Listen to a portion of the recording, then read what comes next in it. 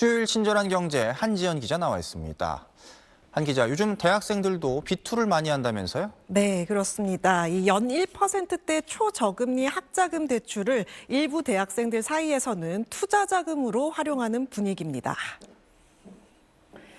대학생들이 받을 수 있는 학자금 생활비 대출 금리는 연 1.7%입니다. 요즘 금융권에서 신용 대출 금리가 보통 연 4%에서 6% 수준이라는 점을 생각하면 상당히 낮은 금리입니다. 그래서 일부 대학생들 사이에서는 이 정도 금리면 투자로 버는 돈이 이자보다 더 클 수 있지 않겠느냐 이렇게 생각하는 겁니다. 심지어 굳이 주식이나 코인 투자까지 가지 않더라도 예금에만 넣어도 이익이다 이런 얘기까지 나옵니다. 온라인 투자 커뮤니티에서도 비슷한 분위기를 읽을 수 있는데요. 연 1.7% 금리로 학자금 대출을 받으면 투자에 활용하는 게 어떻겠냐는 글에 뒤도 돌아보지 말고 당장 해라. 1.7%짜리 대출은 그냥 끌어 쓰는 거다라는 댓글이 달리기도 했습니다. 하지만 문제는 이 수익이 아니라 손실이 났을 때입니다.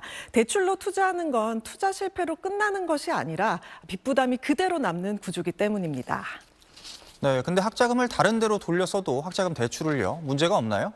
네, 학자금 대출은 이 등록금 대출과 생활비 대출로 나누는데요. 생활비 대출은 이 학생 계좌로 바로 지급이 되기 때문에 사용처 확인이 어렵습니다.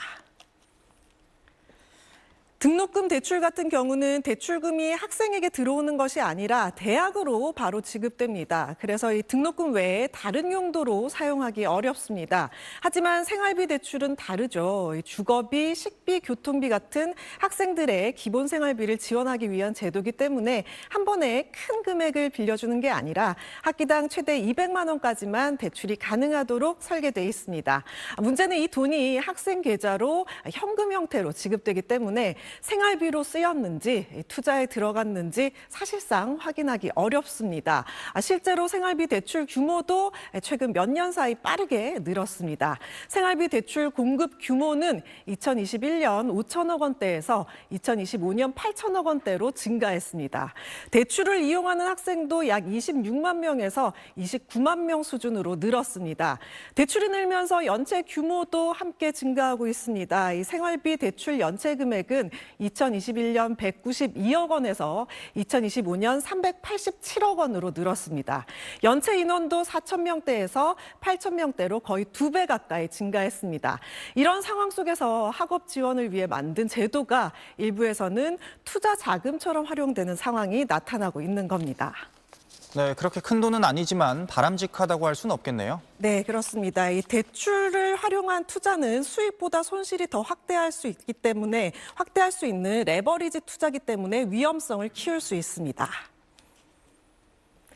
레버리지는 이 지렛대죠. 레버리지 투자는 자기 돈만 투자하는 것이 아니라 대출이나 신용을 이용해 투자 규모를 키우는 방식입니다. 수익이 나면 이익이 더 커질 수 있지만 반대로 손실이 나면 빚 부담도 함께 커질 수 있습니다.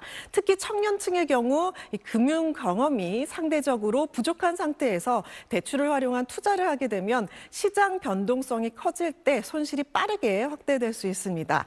전문가들도 20대는 상대적으로 위험 선호 성향이 높고 레버리지 투자에 대한 선호도도 높은 편이라고 설명합니다.